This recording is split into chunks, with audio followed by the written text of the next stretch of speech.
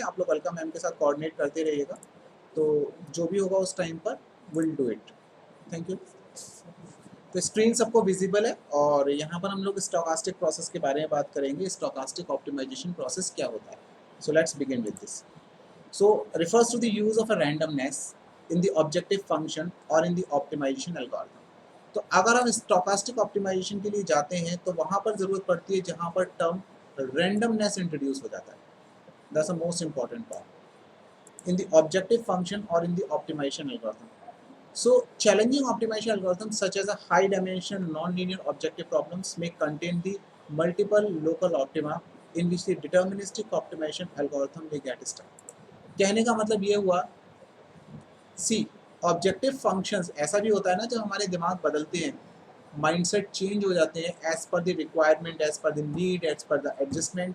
For an example, randomness आपके दिमाग में कब आती है? रैंडमनेस तब आती है, जैसे मैं एग्जांपल वही बार बार आपके लोगों के लिए, I just pick the example for car. हम एक कार का एग्जांपल आप लोगों के लिए लेके चलता हूँ और आपने चूज़ किया हुआ है कि मुझे सनरूफ वाली कार चाहिए जिसका कि लगभग लगभग आपके दिमाग में कलर है कि रेड कलर की होनी चाहिए, सनरूफ कार होनी चाहिए, रेड कलर की होनी चाहिए, और मेरी जो अप्रॉक्सीमेटली कॉस्टिंग है वो लगभग लगभग अंडर 12 है, 12 लैक्स के अंदर मुझे ऐसी कार मिल जानी चाहिए। ये इस आप ऑब्जेक्टिव फंक्शन के साथ आप अपने मार्केट के अंदर पहुंचते हैं और जब आप मार्केट का सर्वे करने लगते हैं तो सर्वे करते करते आपको आइडिया लगने लगता है कि यदि आप सनरूफ के लिए जाते हैं तो सनरूफ की वजह से आपको अपने रेड कलर में कॉम्प्रोमाइज़ करना पड़ता है।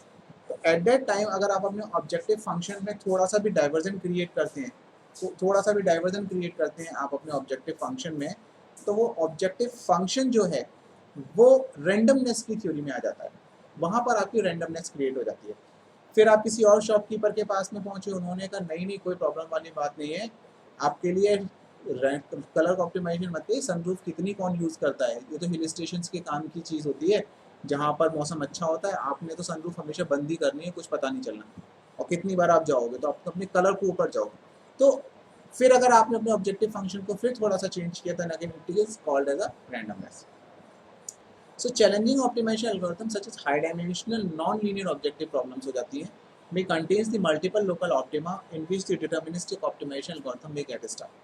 Stochastic optimization algorithm provide an alternative approach that permits less optimal local decisions to be made with the search procedure that may increase the probability of the procedure locating the global optima of the objective function.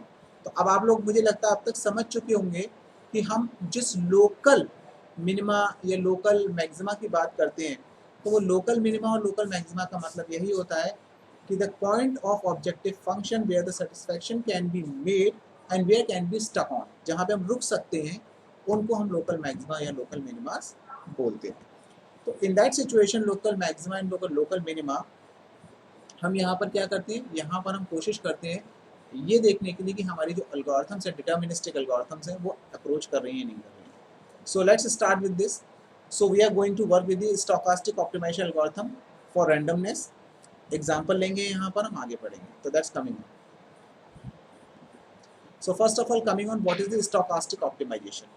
So optimization refers to the optimization algorithm that seeks into the function that result to the minimum and maximum of an objective function. जो भी आपने objective function बनाया उसका आप एक certain value पे जाना चाहते हो, मिनिमम और मैक्सिमम जो भी आपको ऑब्जेक्टिव है। Stochastic optimization or stochastic search refers to an optimization task that involves randomness in some way, such as either from the objective function or in the optimization algorithm. अब optimisation algorithm वाला part आप पढ़ के देखिए, आप समझ के देखिए इसमें क्या कह रहा है। In this it is saying that if you are looking for this optimization, right, so in this what it is saying, और स्टोकास्टिक ऑप्टिमाइजेशन में अगर हम बात कर रहे हैं, so what it is saying, it is saying stochastic optimization or stochastic search refers to an optimization task that involves randomness। सीधी सी बात है, तो जब भी आपको वर्ड stochastic मिले तो आप बिल्कुल ध्यान रखिएगा, आपने randomness पर ही क्लिक करना है। सबसे इंपॉर्टेंट पॉइंट है कि यहाँ से वर्ड कौन सा स्टार्ट होता है, randomness in some way such as either from the objective function or in optimization algorithm। तो जो आप एल्गोरिथम अप्लाई कर रहे हैं या तो randomness आपको उसमें मिल रही होगी, या आपको कहाँ मिलेगी, यहाँ पर आपको मिलेगी आपके ऑब्जेक्टिव फंक्शन में कहीं ना कहीं वेरिएशन आ रहा होगा। That is what the one thing. Variable in the function, what is changing? Features. ठीक, वेरी गुड। यही बहुत ज़रूरी है कि अगर आपने जो टॉपिक स्टार्ट हुआ और उस टॉपिक से रिलेटेड उसका क्रक्स समझ लिया तो बाकी का थियोरेटिकल पार्ट तो आप बड़े आराम से समझ लेंगे। बहुत अच्छी बात है। Randomness of objective function. Randomness of objective function का मतलब होता है कि जब ऑब्जेक्टिव फंक्शन एक सर्टेन थ्रेशोल्ड वैल्यू पर डिटर्मिनिस्टिक होते हैं, जिस पर आप एक्चुअली कहेंगे कि हाँ ये मेरा डिटर्मिनिस्टिक है और ये फाइनल थ्रेशोल्ड है, यहाँ पे पहुँच के मुझे काम होना है। जैसे फॉर एन एग्जाम्पल, आपके घर का एसी, आपके घर का एसी अगर आपने 27 डिग्री सेल्सियस पर सेट कर दिया है तो इसका मतलब ये है कि जैसे ही वॉट एवर द टेम्परेचर 22 है, 24 है, 25 है, 26 है, जो भी टेम्परेचर है, लेकिन जैसे ही वो टेम्परेचर 27 डिग्री सेल्सियस के ऊपर पहुंचेगा आपका एसी का कंप्रेशर ऑन हो जाएगा, उसको कूल करना स्टार्ट कर देगा। और जैसे ही वो टेम्परेचर 27 डिग्री के नीचे पहुंचेगा वैसे ही आपका कंप्रेशर ऑफ हो जाएगा। तो ये जो ऑब्जेक्टिव फंक्शन हुआ ये डिटर्मिनिस्टिक ऑब्जेक्टिव फंक्शन हो गया, बिल्कुल फिक्स हो गया, इसमें कोई किसी तरीके का कोई वेरिएशन नहीं है। ठीक है, अब हम बात करते हैं इसके अलावा। इसके अलावा रैंडमनेस ऑफ ऑब्जेक्टिव फंक्शंस कहाँ पर आते हैं? रैंडमनेस ऑफ ऑब्जेक्टिव फंक्शंस यहाँ पर आते हैं कि सपोज कीजिए आपने एसी का टेम्परेचर सेट कर दिया 27 डिग्री सेल्सियस पर, लेकिन उस 27 डिग्री सेल्सियस पर पहुंचने के बाद में आप अपने कमरे के अंदर 2 4 5 6 लोगों को और लेके आते हैं और 2 4 5 6 लोगों में से 5 लोग कहते हैं कि मैं 27 डिग्री सेल्सियस पर मुझे बिल्कुल कंफर्टेबल फील हो रहा है, लेकिन उनमें से 2 लोग ऐसे हैं जो कहते हैं कि 27 डिग्री सेल्सियस पर हमें गर्मी महसूस हो रही है। अब ध्यान से देखिएगा, अब आपने जो टेम्परेचर उसके ऊपर सेट किया था 27 degree Celsius, fit for few peoples but not fit for the 2 peoples, 2 लोगों के लिए फिट नहीं है। इस सिचुएशन में आप क्या करेंगे? इस सिचुएशन में आपने अपने एसी के 2 टेम्परेचर्स को सेट करेंगे, यानी कि अगर आप अपने एसी को मशीन लर्निंग एल्गोरिथम देते हैं और मशीन लर्निंग एल्गोरिथम देने के बाद में अगर ये प्रोसेस करते हैं कि ये 27 डिग्री सेल्सियस या 25 डिग्री सेल्सियस के बीच में रैंडमाइजेशन क्रिएट करने लगा है, कभी 27 और कभी 25 पे जाए, डिपेंडिंग अपॉन द कंडीशन। क्या कंडीशन रखे? कंडीशन डाल दी कि जिन लोगों को 25 डिग्री पर टेम्परेचर सही लगता है वो 25 डिग्री पर काम करें और जिनको 27 पर लगता है, यानी कि आप अपने एसी के साथ आपने कैमरा लगा दिया और कैमरा लगा के आपके घर के जो 5 मेंबर हैं रिकॉग्निशन का फेस रिकॉग्निशन करा दिया और फेस रिकॉग्निशन कराने के बाद आपने उसमें वैल्यू एडजस्ट कर दी, तो मान के चलिए आप 27 डिग्री सेल्सियस पर वो 27 डिग्री सेल्सियस पर एडजस्ट करेगा और जब आप के घर के दूसरे मेंबर होंगे जिनको गर्मी ज़्यादा लगती है उनके लिए 25 डिग्री सेल्सियस मैनेज कर देगा। ठीक है, थर्ड कंडीशन, इफ आप और आपकी फैमिली मेंबर दोनों ही प्रेजेंट है तो उस कंडीशन में कॉम्प्रोमाइजिंग स्टेट आपने डाल रखी है कि 26 डिग्री सेल्सियस टेम्परेचर कर दिया। अब यानी आपके सेम एसी के डिटर्मिनिस्टिक वैल्यू ना हो के आप सेम एसी की कंडीशनल बेस वैल्यू हो गई, जो कंडीशनल बेस रैंडम हो सकती है कि कभी 26, कभी 25, कभी 27 without any having an sequence. तो जब ऐसी सिचुएशंस पैदा होती हैं तो वहां पर हम बोलते हैं रैंडमनेस ऑफ ऑब्जेक्टिव फंक्शंस। तो ये रैंडमनेस ऑफ ऑब्जेक्टिव फंक्शन बहुत सारी चीज़ों पर डिपेंड करता है। जब हम एक मशीन बना रहे होते हैं और आर्टिफिशियली इंटेलिजेंट मशीन बना रहे होते हैं जो हमारी तरह सोचती है, क्योंकि हम सबका जो ब्रेन है, आप बिलीव कीजिए हम सबका ब्रेन जो है वो रैंडमनेस पर ही काम करता है। हम बहुत मुश्किल से अपने ऑब्जेक्टिव फंक्शन पे स्टक कर पाते हैं, अदरवाइज हम लोग रैंडमनेस पर ही काम करते हैं। जैसे फॉर एन एग्जांपल, आप घर से बाहर निकले और घर से बाहर निकलने के बाद आपका मन था कि किसी पर्टिकुलर शॉप से जाके आपने कुछ पर्टिकुलर आइटम खाना है, एंड फॉर एग्जांपल आपको गोलगप्पे ही खाने हैं और आप मार्केट में जैसे निकले तो आपका ऑब्जेक्टिव फंक्शन था गोलगप्पे खाने का, लेकिन गोलगप्पे खाने जब आप निकले तो हो सकता है कि बगल में उसके कोई मोमोज वाला खड़ा था और आपने कहा यार नहीं गोलगप्पे तो चलो ठीक है मोमोज ट्राई कर लेते हैं। ध्यान से देखिए, आपके ब्रेन की जो मशीन है उस ब्रेन की मशीन ने अपने ऑब्जेक्टिव फंक्शन को चेंज कर दिया। बाहर का खाना खाना था लेकिन ऑब्जेक्टिव फंक्शन में वेरिएशन आ गया, तो आपका जो सर्च एल्गोरिथम हो गया वो कंपैरेटिवली एनवायरनमेंट के हिसाब से बदल गया। या आपके साथ में आप गए थे कुछ खाने, आपका जो साथ के लोग थे उन्होंने किसी और चीज़ के लिए कह दिया। तो ऐसी जब सिचुएशन आती है जब आपकी मशीन रेंडमाइज कर देती है और ये भी फिक्स नहीं है कि आप अगली बार फिर निकल के जाएं और फिर निकल के जाने के बाद वो मोमोज ही ऑप्ट करें, तो इस टाइप के आउटकम को बोलते हैं हम रैंडमाइजेशन। मतलब मशीन जब भी अपना आउटकम निकाल के बाहर आएगी तो इट्स नॉट प्रिडिक्टेबल, वो प्रिडिक्टेबल ना हो कि मशीन क्या लेगी। जैसे छोटे बच्चे शॉप पे ले जाओ, क्या खाना है कुछ नहीं पता, कल उसने हो सकता है आइसक्रीम मांगी हो या कल उसने डेयरी मिल्क वाला चॉकलेट मांगा और आज कहे कि नहीं मुझे तो डेयरी मिल्क पसंद ही नहीं है।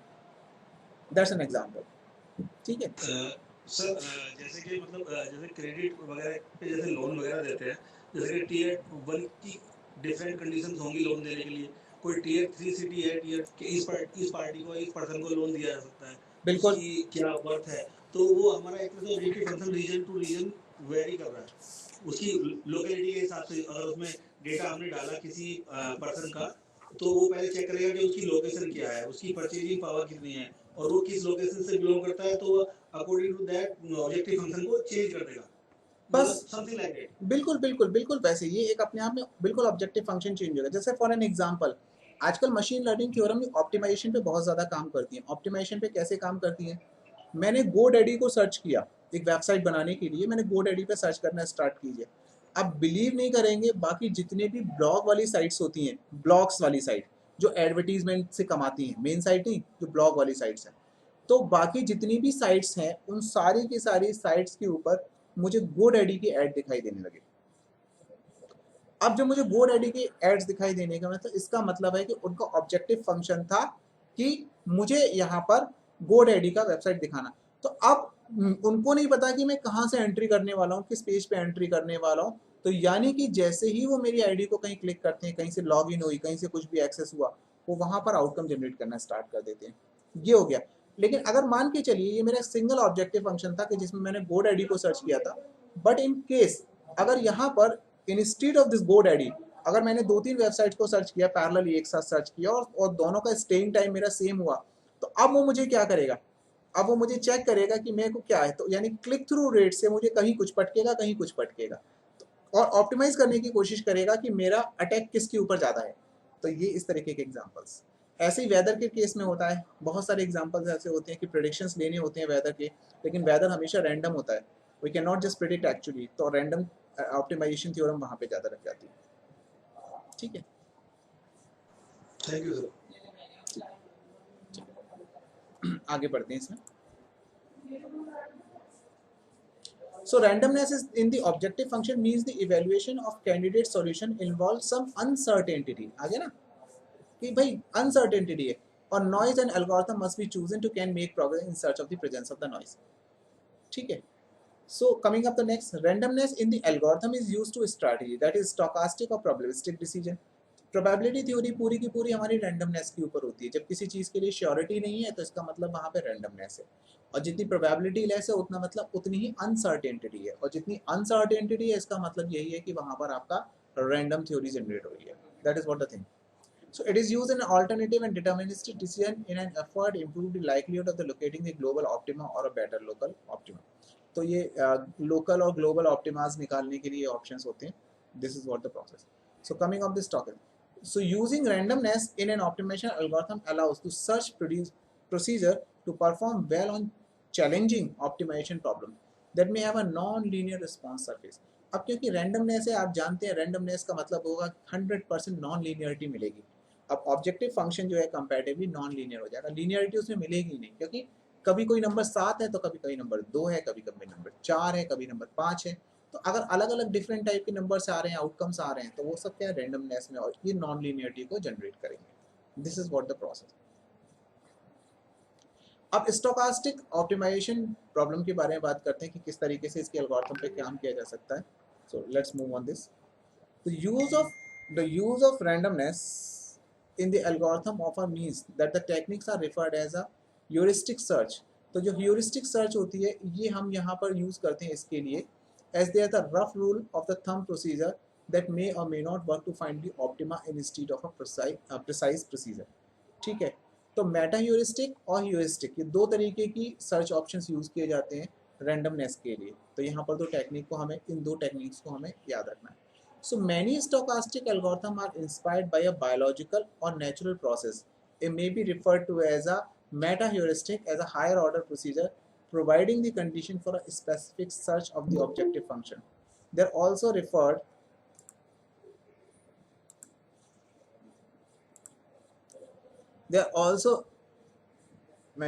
as a higher order procedure providing the condition for a specific search of objective function.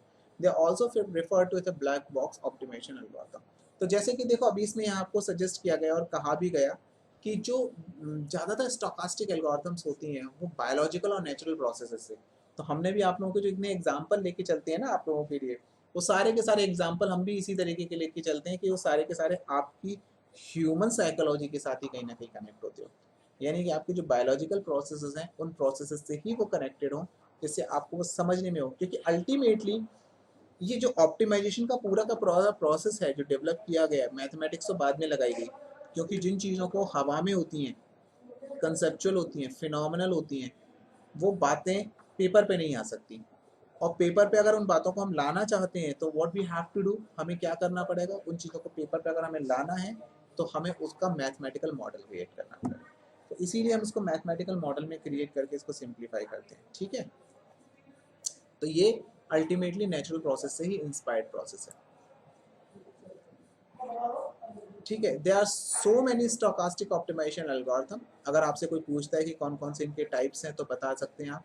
Iterated local search है, स्टोकास्टिक हिल क्लाइंबिंग है, स्टोकास्टिक ग्रेडियंट डिसेंट है, टैबू सर्च है, greedy randomized adaptive search procedure है, ठीक है। कौन कौन से एग्जांपल्स हो सकते हैं स्टोकास्टिक ऑप्टिमाइजेशन एल्गोरिथम के, they are inspired by the biological physical process. Simulated annealing हो गया, एवोल्यूशन स्ट्रेटजीज हो गया, जेनेटिक एल्गोरिथम हो गया, डिफरेंशियल इवोल्यूशन हो गया, पार्टिकल स्वार्म ऑप्टिमाइजेशन हो गया। ये तो शायद आपने पढ़ा भी होगा, स्वार्म ऑप्टिमाइजेशन, कोई बात नहीं। तो ये कुछ बेसिक इस टाइप के प्रोसीजर्स होते हैं जिनको कि हम यूज़ करते हैं, जो इंस्पायर्ड हैं सारे के सारे। If you go and search out all these, जैसे आपने अगर पीएसओ बहुत ज़्यादा फेमस ऑप्टिमाइजेशन प्रोसेस है। मैं एक बार इसको सर्च करके आपको दिखा भी देता हूँ और इसकी कुछ इमेजेस भी बता देता हूँ from which particular and it has been taken up. I will show you. Stop sharing, I'm giving you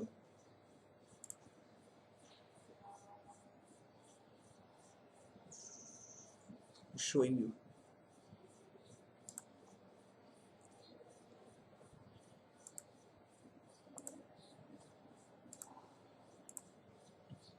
ये देखिए, ये वाला इमेज देखिए आप लोग।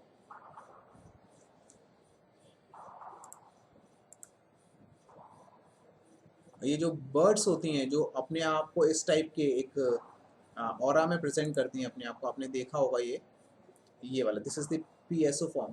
तो ये नेचर से इंस्पायर्ड प्रोसेस है। ये इस तरीके की अक्सर करके आपने देखा हो ना, बहुत सारी बर्ड अपने आप को एक उड़ते हुए भी अपने आप को एक सर्टेन डायमेंशन में एक अपने आप को सिंक कर लेती हैं, अपने आप को उस कंडीशन में मूव ऑन करा लेती हैं और वैसे ही ये कंटिन्यूसली चलती हैं। तो इसी इसी पूरे प्रोसेस को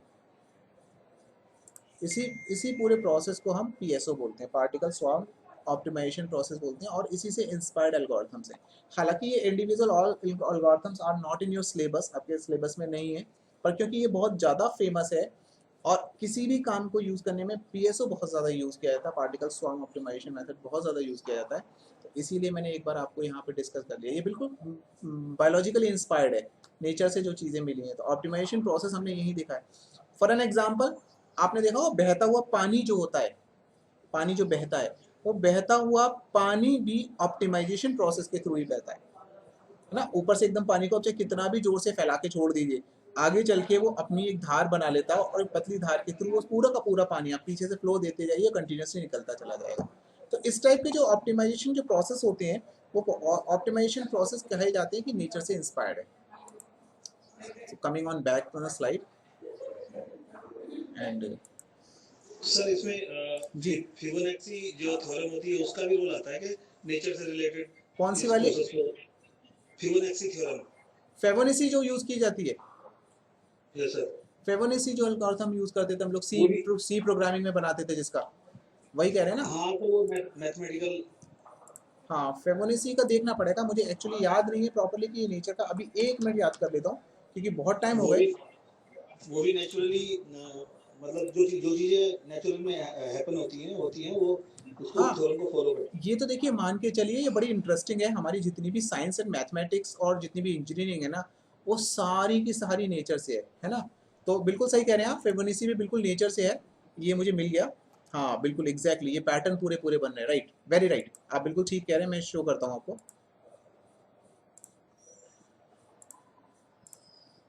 ये दिस इज वॉल्ट, बिल्कुल ये सारे के सारे जो कंटिन्यूस पैटर्न्स बन रहे हैं फेबोनेसी के, बिल्कुल नेचर से बन रहे हैं, राइट राइट, वेरी राइट।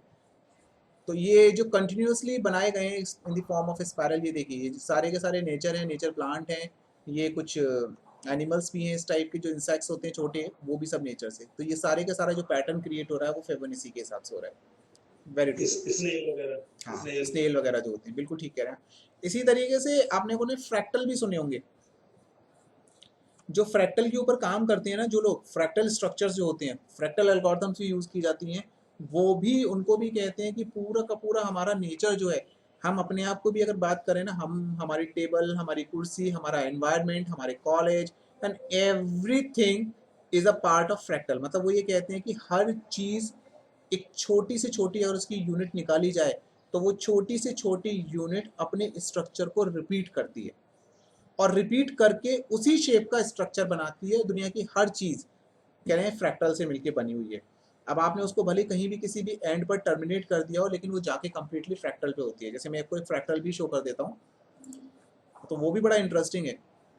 जैसे डीएनए सीक्वेंसिंग है। हाँ हाँ हाँ, डीएनए सीक्वेंसिंग जो है, तो ये फ्रैक्टल भी नेचर में बहुत ज़्यादा है। ये जो स्ट्रक्चर्स हैं देखिए, जैसे लीफ के स्ट्रक्चर्स आ गए, ये जो भी दिखाई दे रहा है, लीव्स, पत्तियां अपने आप को देखिए रिपीट करना स्टार्ट करती हैं, है ना। और ये जो आपने फेबोनेसी वाला पार्ट भी जो लिया है वो भी यूज़ करते हैं। मतलब हर चीज़ अपने आप में एक कॉन्स्टिट्यूएंट यूनिट है। छोटी से छोटी चीज़ अपने आप को रिपीट कर रही है हर जगह, और अपने स्ट्रक्चर को रिपीट कर रही है। ये फ्रैक्टल, तो ये फ्रैक्टल का भी अपना बहुत अच्छा एग्जाम्पल है नेचर के अंदर। ये देखिए हमारी जो वीन्स होती हैं, वीन्स के जो स्ट्रक्चर्स होते हैं वो भी अपने आप को हर जगह रिपीट करते हैं, और वही स्ट्रक्चर कंटिन्यूसली चलता जाता है। और ये स्ट्रक्चर इसीलिए बनाया जाता है कि जिस जगह पर जहाँ ये डेवलप हो रहे हैं, जिस जगह पर जहाँ भी ये डेवलप हो रहे हैं, वहाँ पर हमारी कोशिश ये होती है कि ऑप्टिमम रिसोर्सेज के अंदर अपने आप को यूज़ कर लें। ये नेचर अपने आप कर रही है सारा काम, है ना। ये सारा का सारा काम नेचर का अपना किया हुआ है खुद का, और खुद का किया हुआ जो काम है नेचर का, वो नेचर इस हिसाब से करती है कि जो भी रिसोर्सेज उसके पास में हो, वो मिनिमम रिसोर्सेज के बीच में अपनी एग्जिस्टेंस को डेवलप करती है। इसीलिए ये सारे के सारे पैटर्न्स जो निकाले गए हैं, जो एल्गोरिथम्स जो निकाली गई हैं, वो सारी एल्गोरिथम्स कहीं ना कहीं नेचर से इंस्पायर्ड होती है। क्लाउड्स जो बनते हैं वो क्लाउड्स फ्रैक्टल के स्ट्रक्चर होते हैं। उसमें लाइटनिंग जो होती है, बिजली जो चमकती है, वो फ्रैक्टल के स्ट्रक्चर है। एवरीथिंग, हमारे डीएनए भी हमारे फ्रैक्टल के, हमारी स्किन, हमारी वीन्स, हर चीज़ अपनी मिनिमम कांस्टेंट यूनिट से बनी हुई है और अपने आप को कंटिन्यूसली रिपीट करती चली जा रही है। So coming back on slide,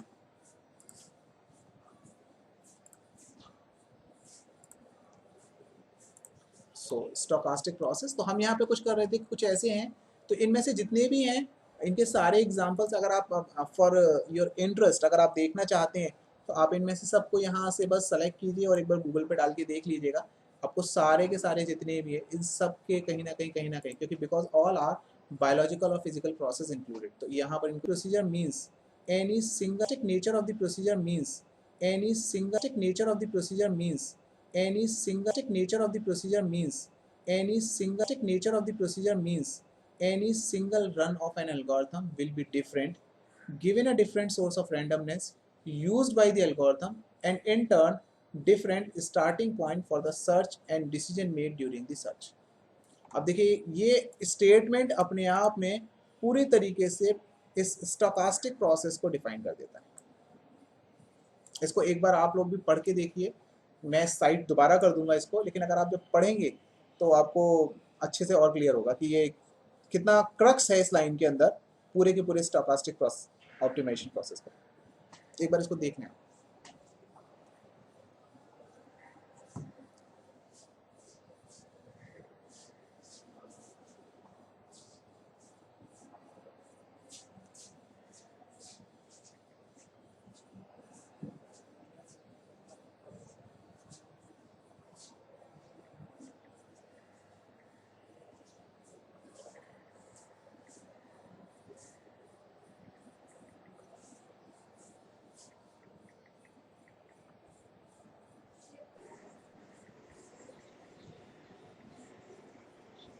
sir ji sir इसमें तो यही कहा है कि जितना भी इटरेटिव प्रोसेस होगा इस एल्गोरिथम को अप्लाई करने का, लगाने का, उसमें स्टार्टिंग पॉइंट और एंड पॉइंट मींस रिजल्ट, जो डिसीजन है वो डिफरेंट डिफरेंट आएंगे। स्टार्टिंग पॉइंट भी डिफरेंट होगा, रिजल्ट भी डिफरेंट होगा, बिल्कुल रैंडम होगा। बिल्कुल सही है। और कुछ कोई और डाउट इसमें?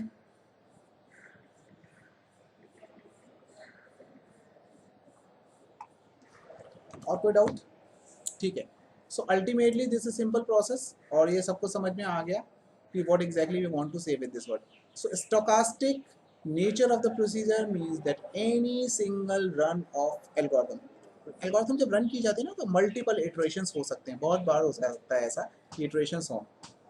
Any single run of an algorithm will be different given a different source of randomness.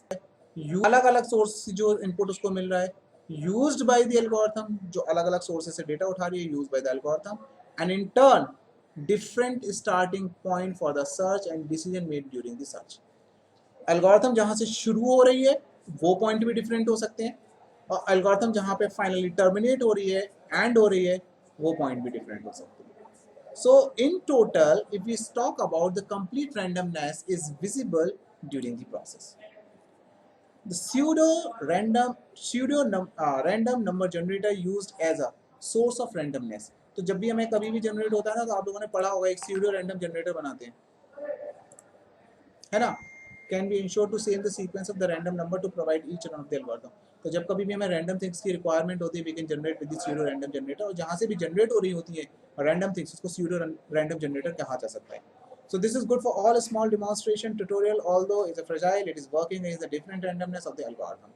So the idea of the multiple run algorithm can be used in two situations. Comparing algorithm में एक use किया जाता है, और जब final result evaluate कर रहे होते हैं वहाँ पे इसकी ज़रूरत पड़ती है.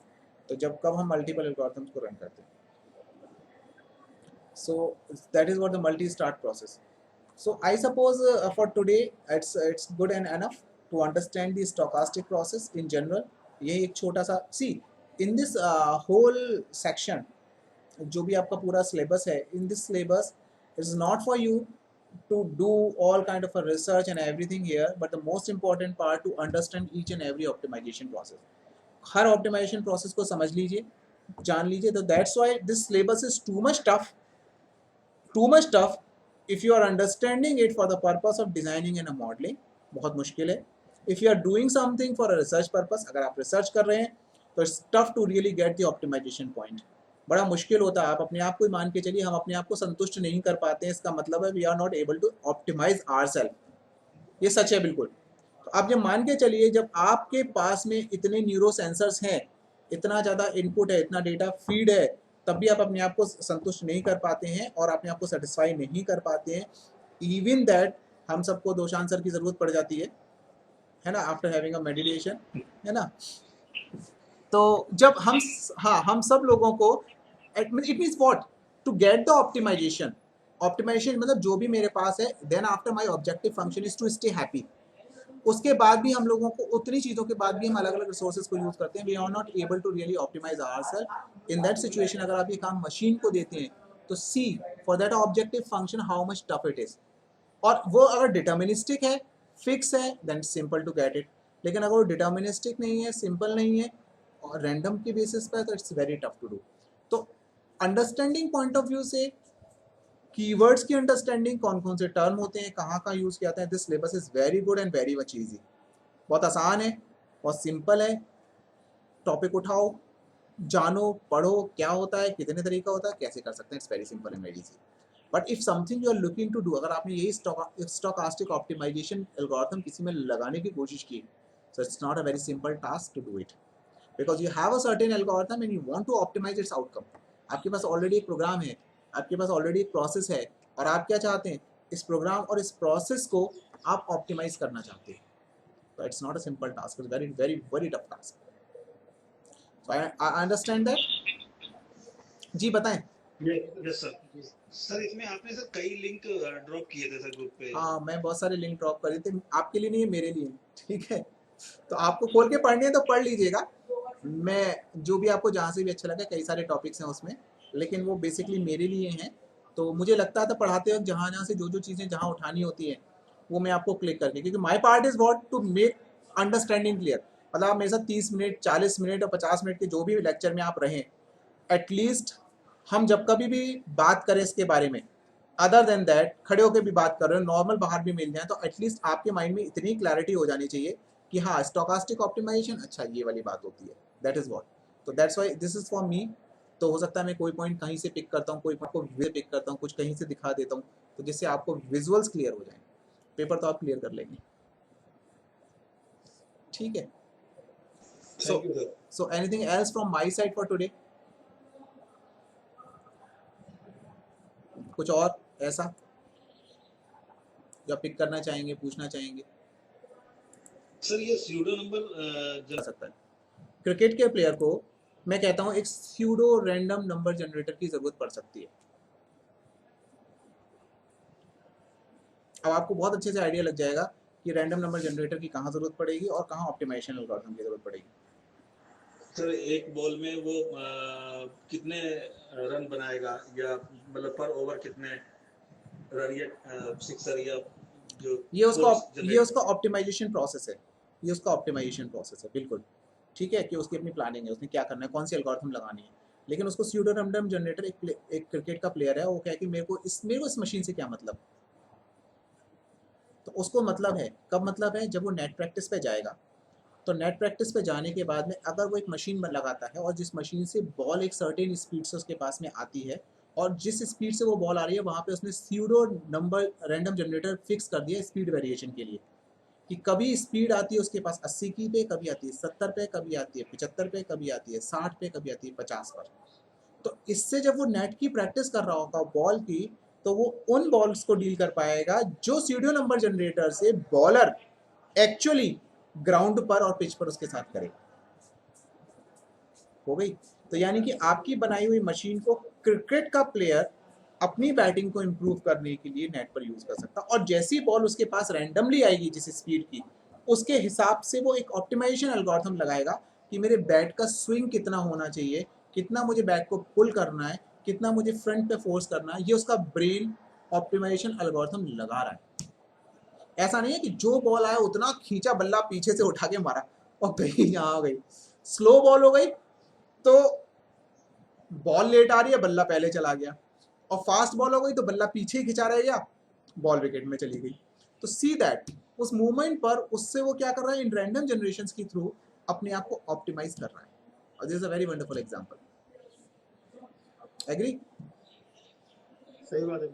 हाँ तो अरे बहुत मजेदार प्रोसेस है, मैं कह रहा हूँ जानने के पॉइंट ऑफ उसने अगर स्पीड की लिमिट नहीं लगाई, कोई रैंडम जो कोड जनरेट कर रहा है उसकी लिमिट नहीं लगाई, तो पता नहीं कितनी स्पीड में उसके पास बॉल आ जाए। हाँ अगर तो तोप के गोली बन जाएगी बॉल कोई लिमिट नहीं है अगर उसने सेट करी।